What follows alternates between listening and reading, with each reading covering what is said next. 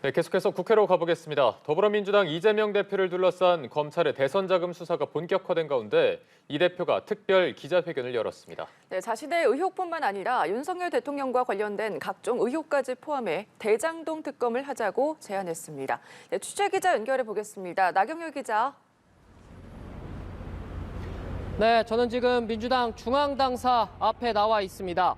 민주당은 그제 검찰의 이곳 압수수색 시도 이후 연일 격하게 반발하고 있는데요. 이재명 대표는 오늘 오전 직접 기자회견을 자청해서 검찰 수사와 관련한 입장을 밝혔는데 대장동 사건 특검을 다시 제안하고 나섰습니다. 이 대표는 대선 과정에서도 대장동 특검을 얘기했었는데요. 다시 한번 특검 카드를 꺼내들면서 사정 정국을 정면으로 돌파하겠다, 이런 의지를 강조한 것으로 보입니다. 이 대표는 대장동 특혜 개발 의혹에 대해 윤석열 검찰이 조작까지 감행하고 있다, 사건의 진실이 왜곡되고 있다고 강조했는데요. 특검의 범위도 제한했습니다. 주로 윤석열 대통령과 관련된 사안이 포함됐는데 민주당이 대장동 사건의 시작점으로 지목하고 있는 윤 대통령이 검사 시절 담당한 부산저축은행 사건입니다. 또 윤 대통령 부친의 집을 대장동 사건의 핵심 인물 김만배 씨의 누나가 구입하게 된 경위 등을 함께 조사해야 한다고도 주장했습니다. 이 대표는 대통령과 여당이 특검을 거부할 이유는 없을 것이라면서 거부할 경우 민주당이 가진 힘을 통해 하겠다고 밝혔습니다. 네, 이러한 이 대표 특검 주장에 대해서 국민의힘은 어떤 입장을 내놨습니까? 네, 국민의힘도 곧바로 입장을 밝혔습니다.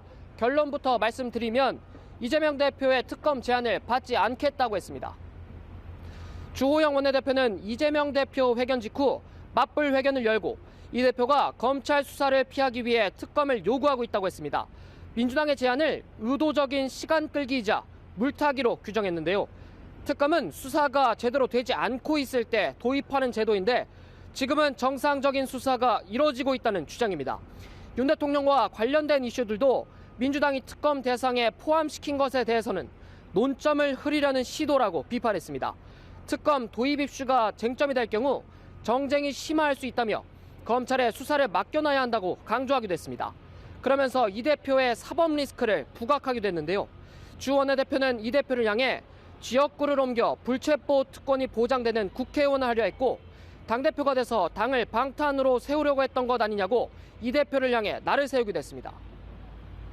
네, 그리고 막바지로 치닫고 있는 국정감사 소식도 알아보죠. 오늘 주목해 볼 만한 상임위는 어디입니까?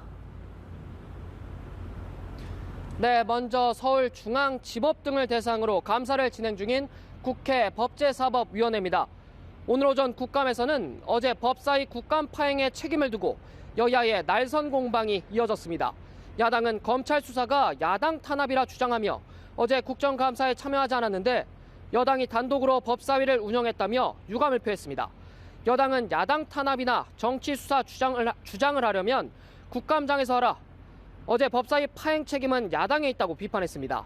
오후엔 중앙지법에서 진행 중인 이재명 대표의 선거법 위반 재판을 두고 여야가 맞붙을 것으로 보입니다.